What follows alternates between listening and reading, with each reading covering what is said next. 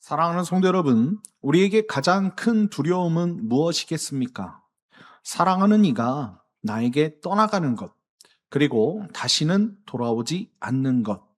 이것이 아마 큰 두려움이 아닌가 저는 생각해 봅니다. 이스라엘이 바로 그 두려움 속에 있었습니다. 그들의 죄로 인해 하나님의 영광이 성전을 떠나간 것이지요. 떠나신 그 영광은 동문을 거쳐서 성읍 동쪽 산으로 물러가셨습니다. 성전은 텅 비었고 백성은 포로로 끌려갔습니다. 하나님이 우리를 아주 버리신 것은 아닐까? 그 절망이 이스라엘 백성들을 짓눌렀습니다. 그런데 오늘 본문에서 아주 놀라운 일이 벌어지지요. 떠나가셨던 바로 그 문으로 하나님의 영광이 다시 돌아오시는 것입니다. 그리고 이렇게 선언하십니다.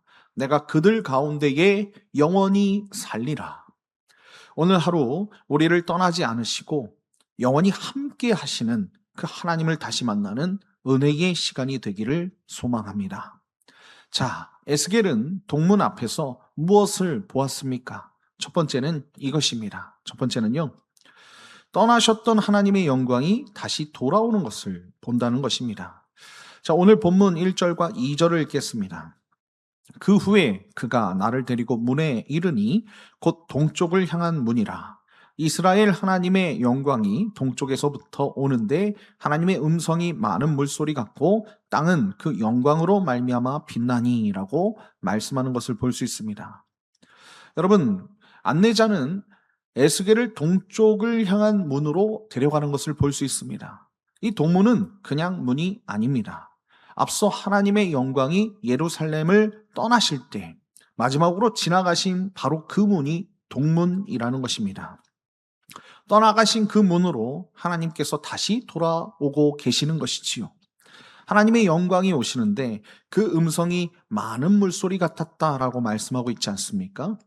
잔잔한 산들바람이 아니라 거대한 폭포수처럼 온 땅을 뒤흔드는 웅장한 소리였다는 것입니다.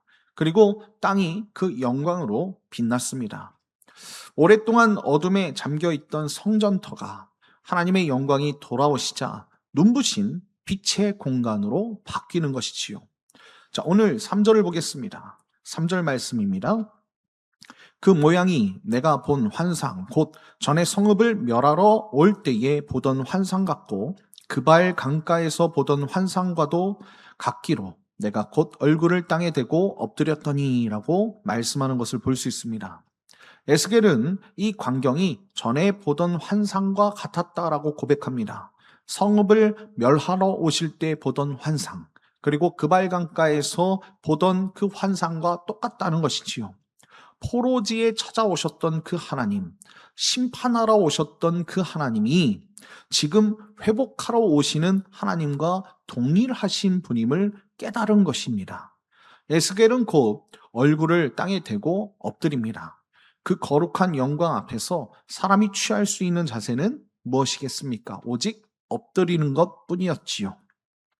자, 5절을 읽겠습니다. 5절을 보니까 영이 나를 데리고 안뜰에 들어가시기로 내가 보니 여호와의 영광이 성전에 가득하더라라고 말씀하는 것을 볼 수 있습니다. 마침내 여호와의 영광이 성전에 가득한 것입니다. 텅 비었던 성전이요, 다시 하나님의 임재로 채워진 것입니다.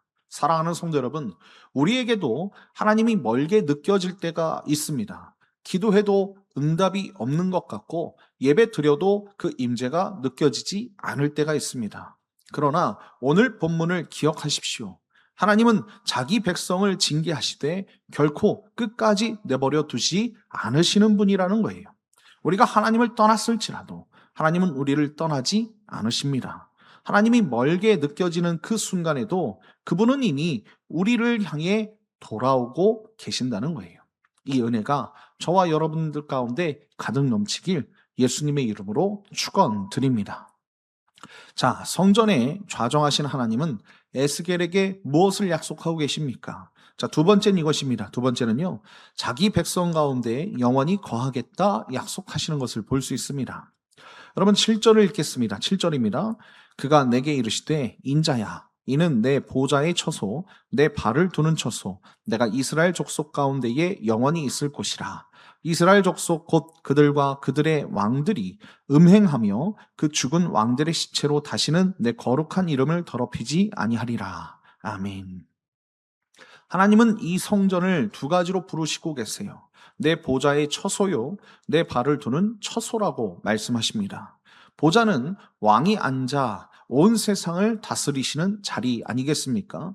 하나님이 성전을 보좌로 삼으신다는 것은 그분이 하늘 높이 계시면서도 이 성전에서 세상을 다스리시는 왕이심을 뜻합니다. 그리고 발을 두는 자리라고 하신 것은 하나님이 저 멀리 계시지 않고 바로 이 땅, 백성 가운데 함께 계신다는 뜻이지요. 하늘의 왕이신 하나님이 땅에 발을 딛고 함께 하시는 것입니다. 그리고 이어서 가장 놀라운 약속이 나오는데 내가 이스라엘 족속 가운데 영원히 있을 곳이라 라고 말씀하고 있다는 거예요. 잠시 머물다 가시는 것이 아닙니다. 영원히 함께 하시겠다는 언약의 선언 아니겠습니까? 자, 8절을 읽어보겠습니다. 8절입니다. 그들이 그 문지방을 내 문지방 곁에 두며 그 문설주를 내 문설주의 곁에 두어서 그들과 나 사이에 겨우 한 담이 막히게 하였고 또 그 행하는 가증한 일로 내 거룩한 이름을 더럽혔으므로 내가 노하여 멸망시켰거니와 라고 말씀하는 것을 볼 수 있습니다. 과거의 이스라엘의 왕들은 자기 궁전의 문지방을 하나님의 성전 문지방 바로 곁에 붙여 지었습니다. 하나님과 자기 사이에 겨우 담 하나만 두려고 한 것이지요.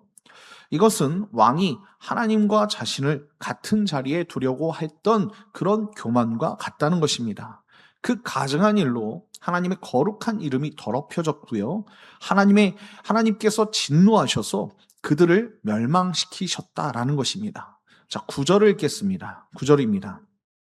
이제는 그들이 그 음란과 그 왕들의 시체를 내게서 멀리 제거하여 버려야 할 것이라. 그리하면 내가 그들 가운데에 영원히 살리라. 아멘. 하나님은 다시 한번 그 약속을 확인하십니다. 내가 그들 가운데에 영원히 살리라 라고 말씀하시는 것이죠. 사랑하는 성도 여러분, 혹시 나의 죄가 너무 커서 하나님이 나와 함께 하실 리 없다고 낙심하고 계십니까?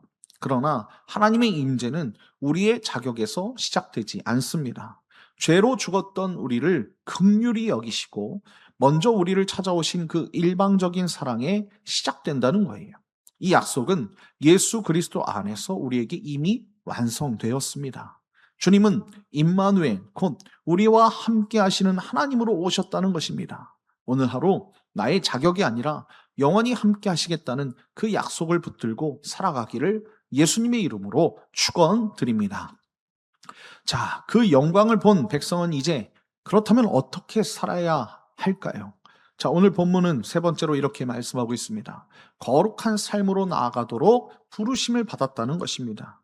자, 오늘 말씀 10절입니다. 10절입니다. 인자야, 너는 이 성전을 이스라엘 족속에게 보여 그들이 자기의 죄악을 부끄러워하고 그 형상을 측량하게 하라라고 말씀하는 것을 볼 수 있지요. 하나님은 에스겔에게 이 성전의 모습을 이스라엘 백성에게 보이라고 하십니다. 그런데 그 목적이 무엇입니까? 그들이 자기의 죄악을 부끄러워하고 라고 말씀하고 있다는 거예요. 여러분, 여기에 있어요. 이것이 하나님의 거룩하심을 담은 완전한 성전을 보게 될 때 백성은 비로소 어떻게 되는 것입니까? 자기들의 죄가 얼마나 부끄러운 것인지를 깨닫게 되는 것이지요. 우리가 놓치지 말아야 할 순서가 있어요. 먼저 하나님의 은혜로운 영광을 보는 것입니다. 그 다음에 자기의 죄를 부끄러워하는 것이에요. 그리고 그 부끄러움이 거룩한 삶을 향한 변화로 이어지는 것 아니겠습니까? 참된 회개는 매를 맞아서 억지로 하는 것이 아니라 하나님의 거룩한 은혜를 대면할 때 비로소 일어나는 줄 믿습니다. 자, 12절을 읽겠습니다. 12절입니다. 성전의 법은 이러하니라. 산 꼭대기 지점의 주인은 지극히 거룩하리라. 성전의 법은 이러하니라 라고 말씀하고 있습니다. 성전의 법의 핵심이 여기에 있는 거예요. 산꼭대기 지점의 주인은 지극히 거룩하리라라고 말씀하고 있지 않습니까?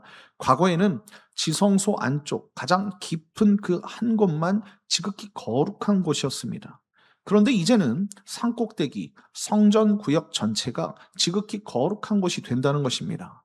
거룩함의 범위가 성전 구석의 작은 방에서부터 온 산으로 활짝 넓어진다는 거예요.